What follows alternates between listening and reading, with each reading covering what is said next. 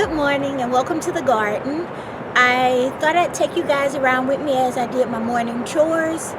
As you can see, the reason that I'm rebuilding all of my runs is because they're short and it's starting to get very difficult for me to crawl in them. When I originally built them, it was based on the wood that I had, the materials that I had, and now I'm slowly improving my system by making the runs taller, and hopefully you guys will come along on the journey with me. So let's go feed the chickens.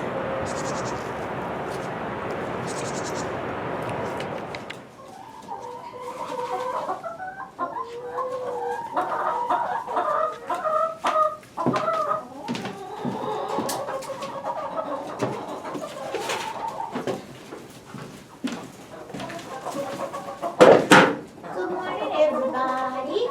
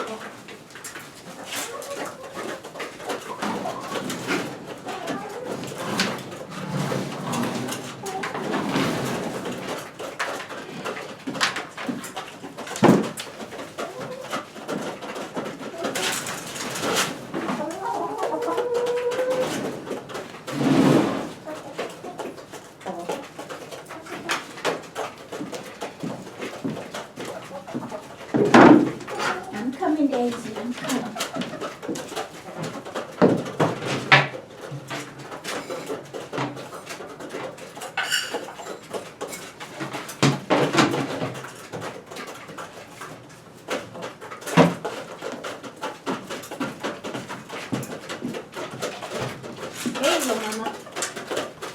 Turn around.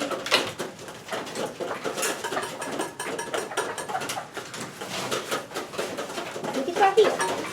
Wait, calm down. Look, it's right there.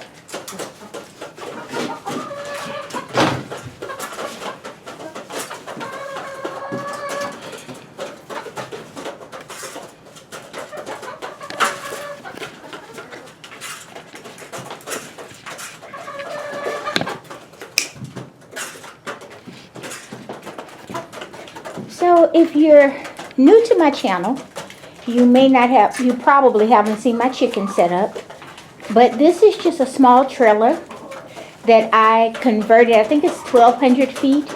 I converted it into my chicken coop. And it's changing and growing as I learn their needs, but these are my main hens. The brown ones are the older hens. They're Long Island Reds, and then the other ones are Rocks, and they're the younger of the hens. They made a year Christmas, so my intent is to enlarge this space so that I can house a few more birds, a few more laying hens. Here, this is Blue, and she's the same age as the Rocks. I received them all at the same time, but she's a little bit more skittish than the other birds, and so for the first meal of the day, I keep them segregated while they eat, so that I'm sure she's getting everything that she needs, because they don't really let her eat. They don't really. She's the lowest on the pecking order. That's just the gist of it, and so I try to keep her separated when it's mealtime, especially in the morning. In the evening when I bring snacks and stuff, they're usually not as rough because they've already eaten. And so she gets her share of snacks and second supper, I guess you would call it, when I feed them right before I close up the house. So this little creature, this is Daisy. And I keep Daisy segregated all day. I take her outside in a little dog kennel that I have so she can get fresh grass. But a friend of mine gave me Daisy, and Daisy is blind. Her sight has improved. I can tell now that she can see some things, but she earns her keep. She lays an egg every day, just like all the other hens, and she's a sweet bird. It's just she can't see well enough to protect herself against the other hens, and the Rocks are quite rough with not only all the birds but each other. So but they are so pretty. They are such pretty birds.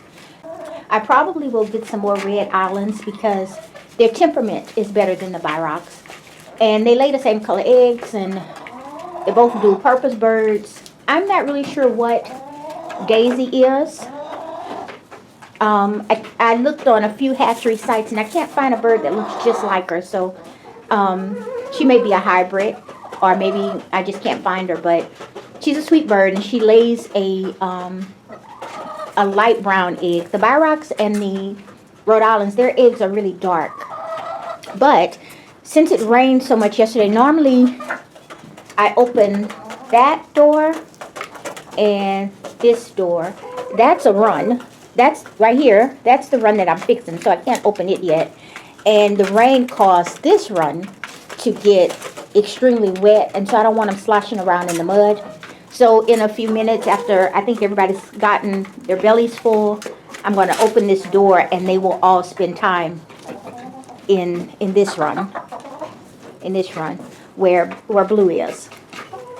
So that's it. I need to build another cage for Daisy because this is my brooder that I have her in right now, and my first birds are due very soon.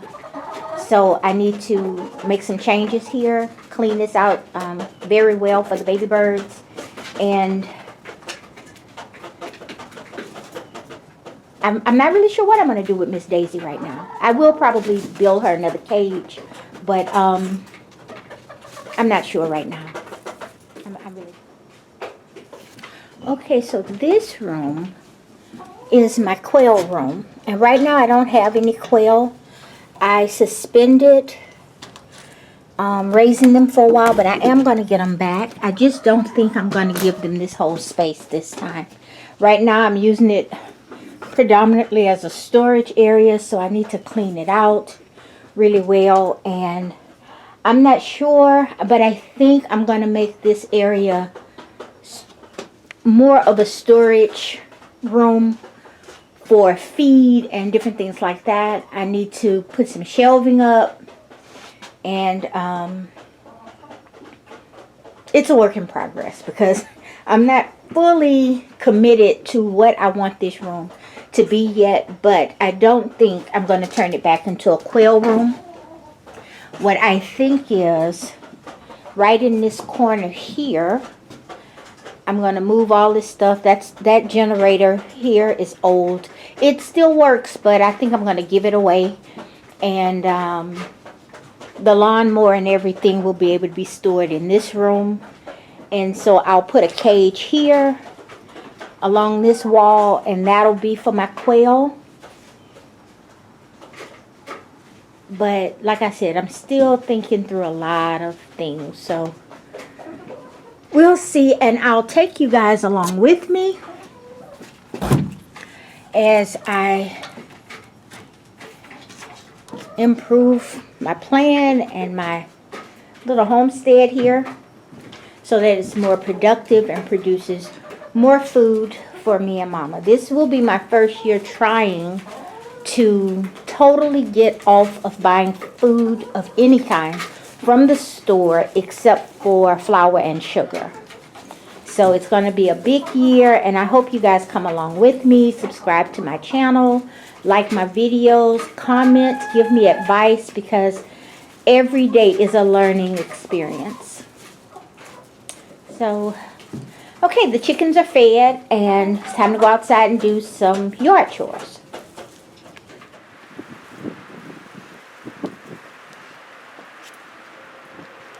Okay, so I'm here on the back porch because the wind is very bad today, and I'm hoping by being on the porch I'm protecting the sound quality.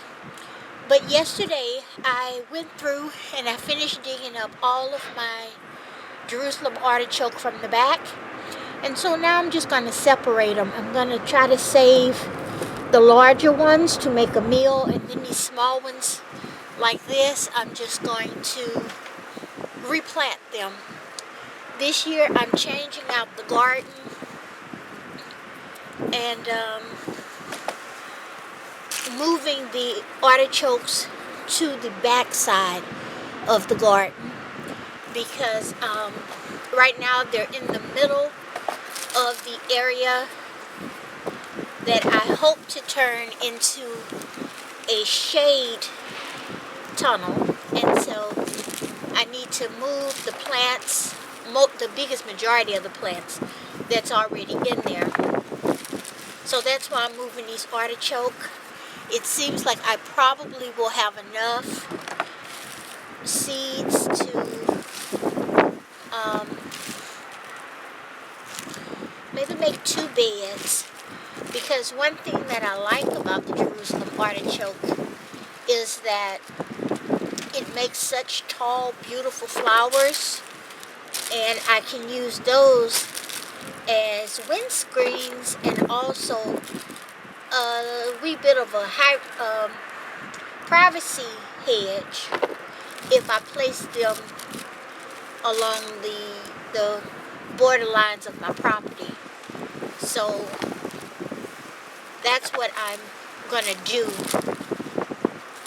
to the best of my ability. So I might end up having more than 1 or 2 beds. I have to give it a little bit more thought, but right now that's the plan. So I'm gonna go through and size these up and see which ones I want to keep and which ones I want to try to turn into a meal, I should say, and which ones I'm going to replant.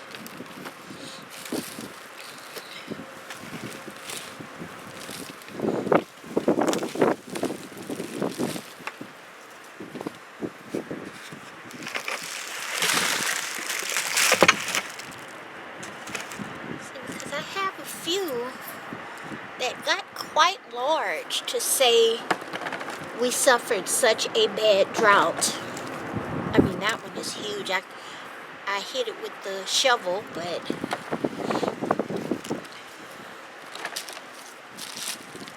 and I must admit, I haven't been growing Jerusalem artichokes a long time. I think I've been growing them for about 4 years.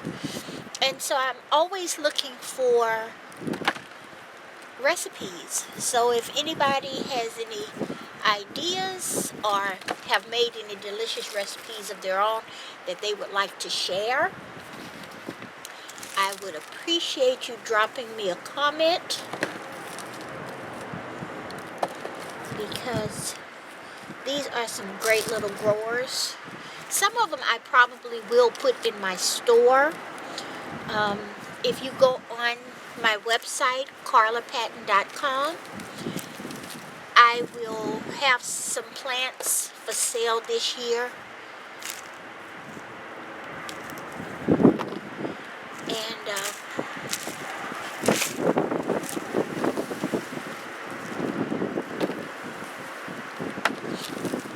or just go visit my website in general, just to say hi and to see what's going on in my neck of the woods. I am always putting something new up there.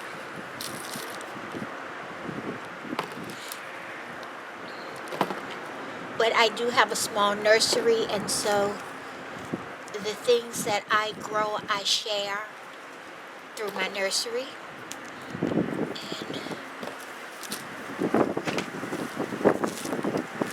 And you never know, you might find something that you would like to grow in your garden.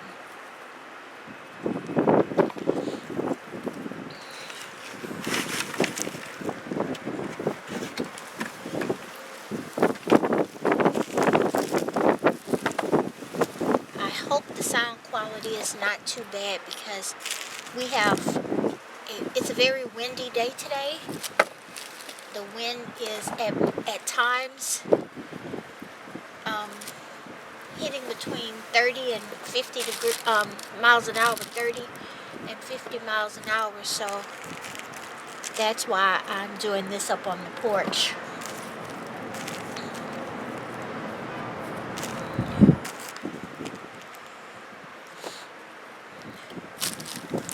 Okay, so all of these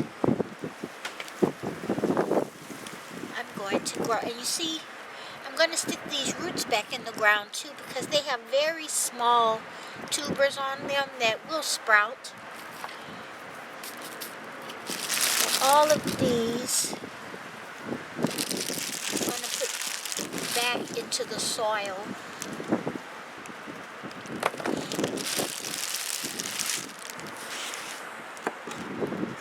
So I'm going to put them right back into my bucket and cover them with a little soil for right now, because Jerusalem artichokes will go soft on you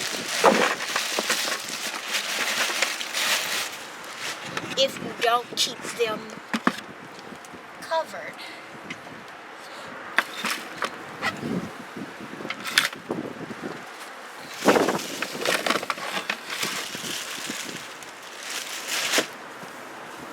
So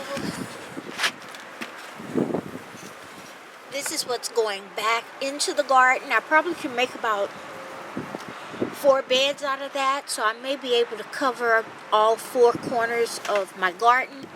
And then these larger ones here, these are the ones that I'm gonna clean and make a dish out of. It's not a bad haul to say we had such a dry year last year.